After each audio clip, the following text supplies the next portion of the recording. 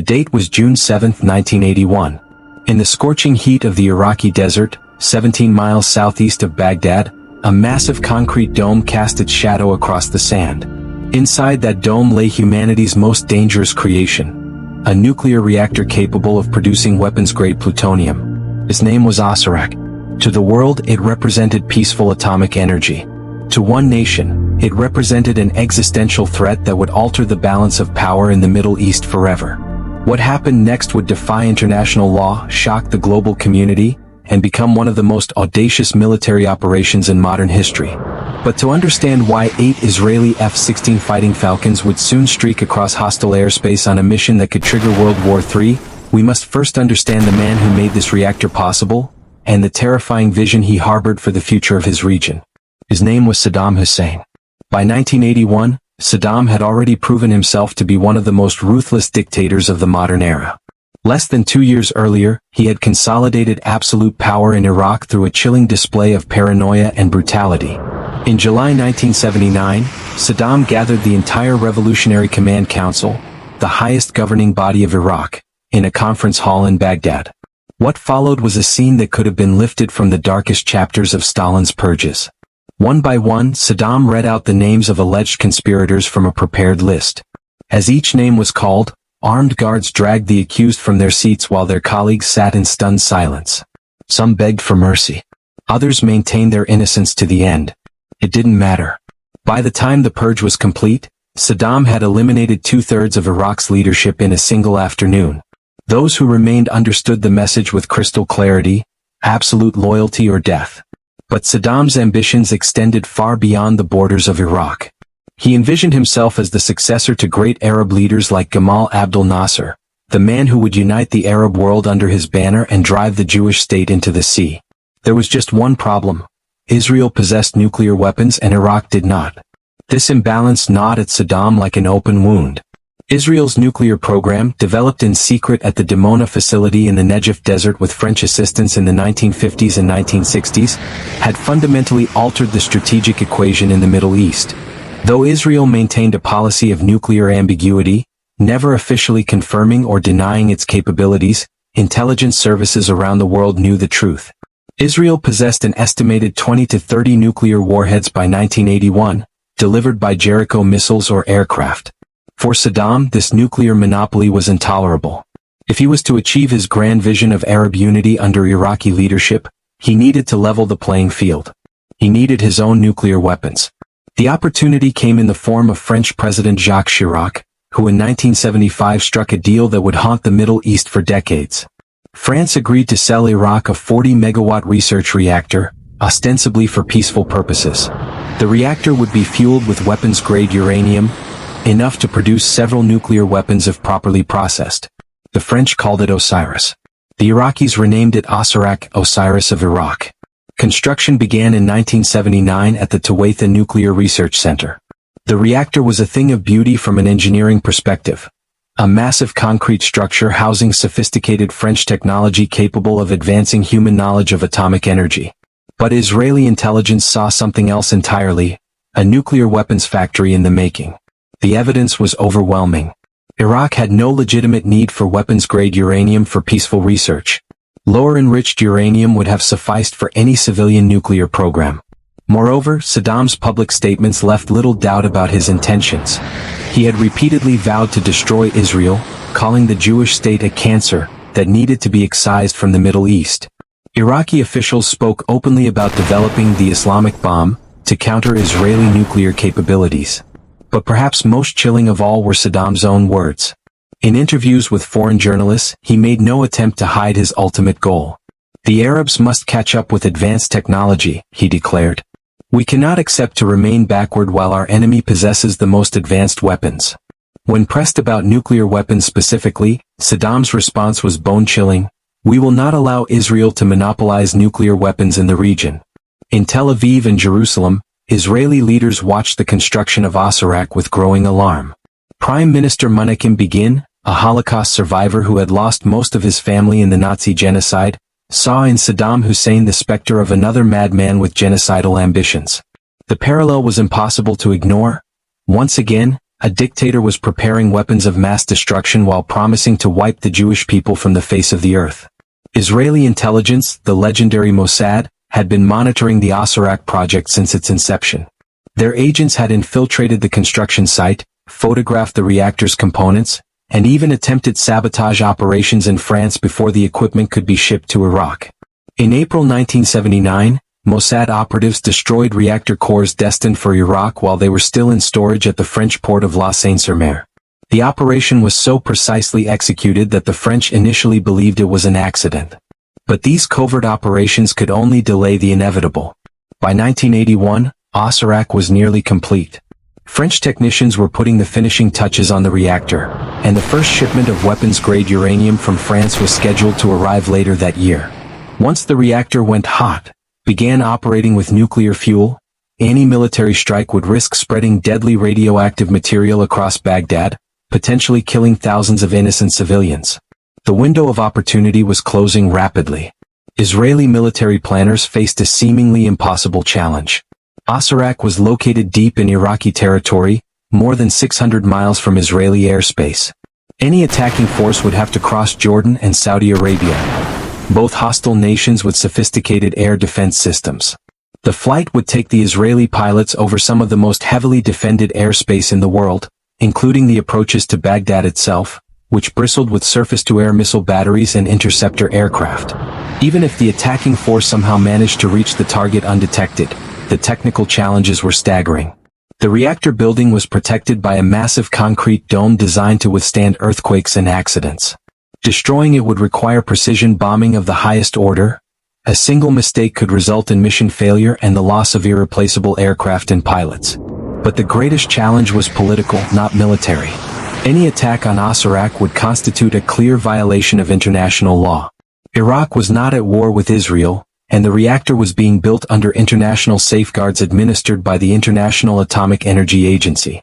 The global backlash would be severe. Israel would face condemnation from allies and enemies alike, economic sanctions and diplomatic isolation. Prime Minister Begin understood the stakes better than anyone. A failed mission would not only leave Osirak intact but would also alert Saddam to Israeli intentions, prompting him to strengthen the reactor's defenses and accelerate the nuclear program. Success, on the other hand, would trigger a diplomatic firestorm that could isolate Israel for years to come. Yet as Begin studied the intelligence reports and listened to the debates in his cabinet, one fact became inescapable. If Israel did nothing, Saddam Hussein would possess nuclear weapons within a few years. And given his repeated threats to destroy the Jewish state, those weapons would almost certainly be used. The Holocaust survivor who had become Israel's prime minister faced the most momentous decision of his career. Should Israel risk everything on a desperate military gamble, or should it trust in diplomacy and international pressure to stop Saddam's nuclear program? In secret meetings held in the most secure rooms of Israeli government buildings, a plan began to take shape. It was audacious beyond belief, a daylight raid deep into enemy territory by a small force of fighter bombers. The mission would require split-second timing, perfect navigation, and flawless execution. There would be no second chances, no rescue missions if something went wrong. The plan was given a code name that reflected both its importance and its dangers: Operation Opera. Like the art form that bore its name, this would be a performance where every note had to be perfect, where a single mistake could bring down the entire production. But even as Israeli planners refined their strategy and pilots began training for the mission, a parallel drama was unfolding in the shadows. One that would add yet another layer of complexity to an already impossibly difficult operation. What the world didn't know, what even most of the Israeli government didn't know, was that Operation Opera had already claimed its first casualties, and the jets hadn't even left Israeli airspace yet. In the months leading up to the planned strike, Mossad had launched a shadow war against the Osirak project that read like something from a spy thriller. The assassination campaign began in Paris in June 1980, when Dr. Yehia al-Mashhad, an Egyptian nuclear physicist working on the Iraqi reactor project, was found dead in his hotel room. The official cause of death was listed as natural causes, but intelligence sources later revealed that al-Mashhad had been murdered by Mossad operatives who had lured him to a honey trap operation. Al-Mashhad's death was followed by a systematic campaign of intimidation and sabotage. Key scientists working on the project received death threats. Equipment shipments were delayed by mysterious accidents. French technicians began requesting transfers away from the Osirak project, unnerved by the growing atmosphere of danger surrounding the reactor. But Saddam Hussein was not easily deterred. For every scientist who withdrew from the project, 2 more were recruited. For every piece of sabotaged equipment, replacements were quickly procured. By early 1981, it became clear that the covert campaign had failed to stop the Osirak project. More drastic measures would be required. The decision to proceed with Operation Opera was made in the highest echelons of the Israeli government, but it was not unanimous. Defense Minister Ariel Sharon and Chief of Staff Raphael Eitan strongly supported the mission, arguing that Israel could not afford to wait until Saddam possessed nuclear weapons. But other senior officials warned that the political costs could be catastrophic. Foreign Minister Yitzhak Shamir worried about the impact on Israel's relationship with the United States, while other cabinet members questioned whether the intelligence about Iraqi nuclear intentions was reliable enough to justify such a risky operation. The debate reached a fever pitch in May 1981, when French technicians at Osirak conducted a low-power test of the reactor.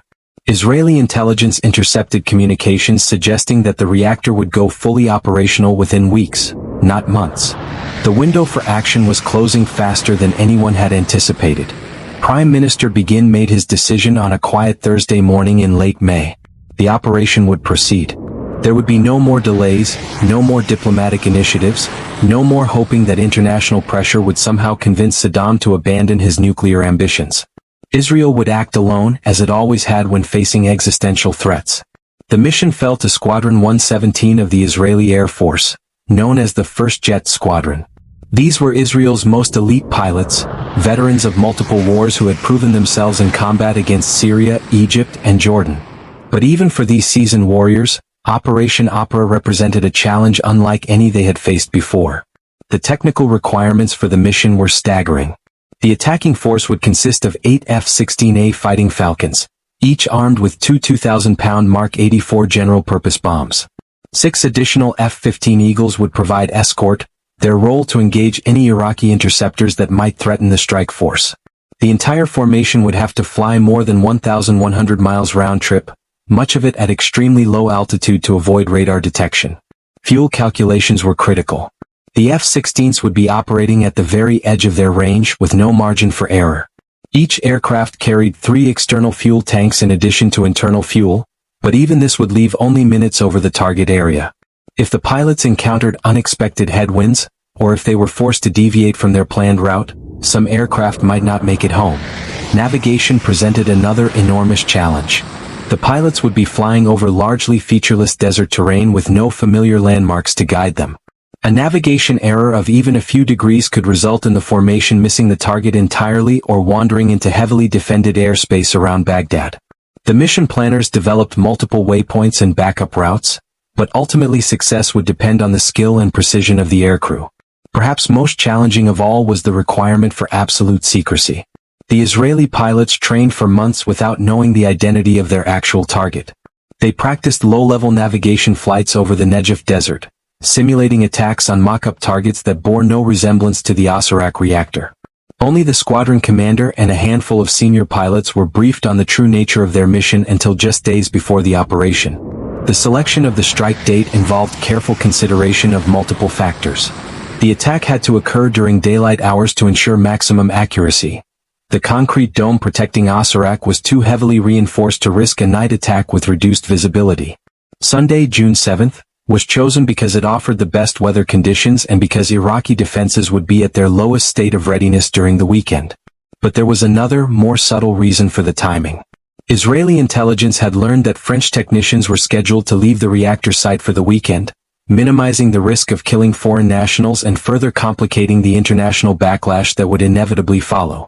As the final preparations were completed, an atmosphere of grim determination settled over the squadron. The pilots understood the magnitude of what they were about to attempt. Success would likely save countless lives by preventing Saddam Hussein from acquiring nuclear weapons. Failure could trigger a regional war and result in the destruction of Israel's most valuable military assets, and the loss of some of its most skilled pilots. At 3:55 p.m. on June 7, 1981, the first F-16 lifted off from Etzion Air Base in the Sinai Peninsula. One by one, the other aircraft followed, forming up into a tight formation as they climbed toward their cruising altitude. There was no dramatic send-off, no speeches or ceremonies. The mission began with the quiet professionalism that characterized Israel's military elite. The flight route had been planned with obsessive attention to detail. The formation would fly south initially, as if heading toward training areas in the Sinai, before turning east over the Red Sea. This would take them over Saudi Arabian airspace, a calculated risk, but one that offered the shortest route to the target while avoiding the heavily defended Jordan Valley. As the Israeli jets crossed into Saudi airspace, tension in the cockpits reached a peak. Saudi Arabia possessed American-supplied F-15 Eagles and an advanced radar network. If the Saudis detected the Israeli formation and scrambled interceptors, the mission could turn into a massive air battle that would alert every defense force between the Red Sea and Baghdad. But the Israelis had calculated correctly. Flying at low altitude and maintaining radio silence, the formation slipped through Saudi airspace undetected. The pilots later learned that Saudi radar operators had indeed detected unidentified aircraft, but had assumed they were conducting routine training flights and took no action. The real test came as the formation approached Iraqi airspace. Iraq possessed Soviet-supplied surface-to-air missiles and MiG-21 interceptors, along with French-made Mirage F-1s that were among the most advanced fighters in the region. Iraqi air defenses had been placed on high alert following recent Iranian attacks during the ongoing Iran-Iraq war, but the operators were focused primarily on threats from the east, not the south. At exactly 5:35 p.m. Baghdad time, the lead F-16 pilot spotted a distinctive landmark, a bend in the Euphrates River that marked their final waypoint. The target was now less than 50 miles ahead. The pilot keyed his radio for the first time since takeoff, transmitting a simple code word that confirmed the formation was on track and on schedule. As the Israeli jets began their final approach to Osirak, something remarkable happened. Something that would not be fully understood until years later. The Reactor's French-designed early warning system detected the approaching aircraft and automatically triggered an alarm.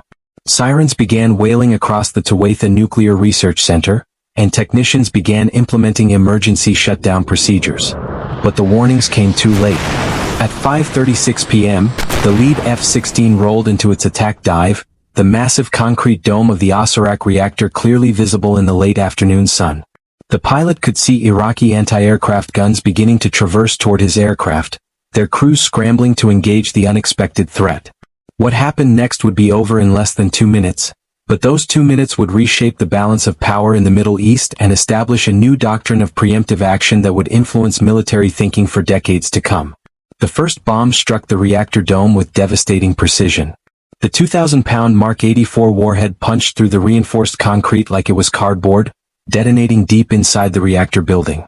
The second aircraft followed seconds later, its bombs adding to the destruction. One by one, all 8 F-16s delivered their ordnance with surgical precision. When the last bomb exploded, the Osirak reactor lay in ruins. The concrete dome had collapsed into the reactor chamber, crushing the delicate French equipment beneath tons of rubble. Years of construction and hundreds of millions of dollars in investment had been obliterated in less than 120 seconds. But even as smoke rose from the destroyed reactor, the most dangerous part of Operation Opera was just beginning. The Israeli jets now had to fight their way out of increasingly alert Iraqi airspace and make the long journey home with fuel gauges dropping toward empty. Iraqi air defenses, stunned by the sudden attack, struggled to mount an effective response. Surface-to-air missiles were fired blindly into the sky, but the Israeli pilots had already completed their attack runs and were racing away from the target area at maximum speed. MiG-21 interceptors were scrambled from nearby bases, but they arrived too late to engage the retreating formation. The flight home became a test of endurance and navigation skill. Flying at low altitude to avoid radar detection, the Israeli pilots had to thread their way back through Saudi airspace while monitoring fuel consumption with growing anxiety. Several aircraft were running dangerously low on fuel, their pilots calculating whether they could reach friendly territory before their engines quit. The first indication that the mission had succeeded came when the formation crossed back into Israeli airspace and the pilots were finally able to break radio silence. Mission accomplished, radioed the squadron commander in a transmission that was recorded and preserved in Israeli military archives. All aircraft returning safely. The last F-16 touched down at Etzion Air Base at 7:15 p.m., exactly 3 hours and 20 minutes after takeoff. As the engines wound down and the pilots climbed from their cockpits, the magnitude of what they had accomplished began to sink in. They had flown more than 1,100 miles, penetrated some of the most heavily defended airspace in the world, destroyed one of the most important strategic targets in the Middle East, and returned home without losing a single aircraft. But even as the pilots were being debriefed, the political shockwaves from Operation Opera were already beginning to spread around the world. In Baghdad, Saddam Hussein was reportedly in a state of rage, vowing immediate retaliation against Israel. In Washington, President Ronald Reagan was awakened with news of the attack and informed that America's closest Middle Eastern ally had just violated international law in the most spectacular fashion possible. The question that now faced the international community was simple but profound. Had Israel just prevented a nuclear catastrophe, or had it committed an act of unprovoked aggression that would destabilize the entire Middle East? The answer would depend on how the world chose to interpret the doctrine that Operation Opera had just established: the right of a nation to take preemptive action against an existential threat. What no one knew that June evening was that the reverberations from Operation Opera would continue to shape global politics for decades to come, influencing everything from the American invasion of Iraq in 2003 to current debates over Iran's nuclear program. The most audacious military operation in modern Middle Eastern history was complete, but its consequences were just beginning to unfold. If you found this history as powerful as the jet itself, hit like, subscribe, and turn on notifications because more untold war machines, battlefield myths, and military secrets are coming. Drop a comment. What fighter jet do you want us to cover next? And remember, in the skies above, there are no second chances.